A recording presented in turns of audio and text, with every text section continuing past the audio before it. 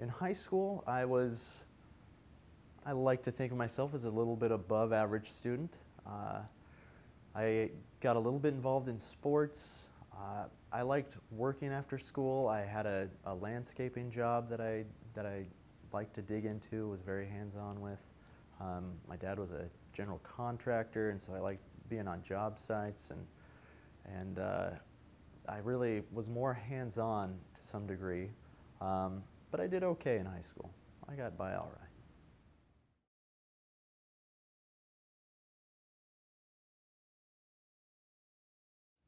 At least a 2-year degree in some field that's related to perhaps architecture or construction management. It can involve not only architectural and mechanical issues, but space planning issues and interior design. There's really a large area that is involved with buildings and the built environment that if someone has education in those fields, they're a good candidate for doing the work that I do.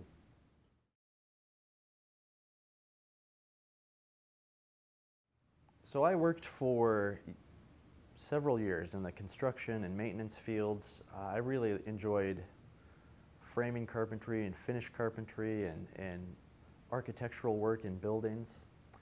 Eventually I landed a job at a hospital doing that type of work, and while there I met an intern who was working on a Bachelor of Science in Facility Management. Now I didn't even realize that was a real degree. I was pretty excited to hear that there was a 4-year program dedicated to facility management, and at that moment I said, that's what I want to do. I went on to get a 2-year degree in business. I transferred to one of the few universities in the U.S. that offer that Bachelor of Science in Facility Management, and I finished 2 more years there. What was really interesting to me is of the 5 schools that offered those Bachelor of Science in Facility Management degrees, most of them had a different minor. Some had a business minor, others had an architectural technology minor, others had an interior design minor, others had construction management as a minor.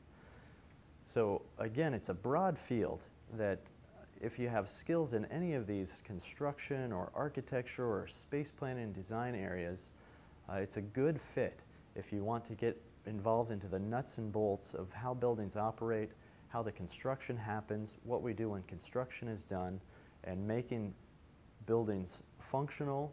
And really, if you are interested in sustainability and energy conservation, the facility management field is where real business and sustainability meet.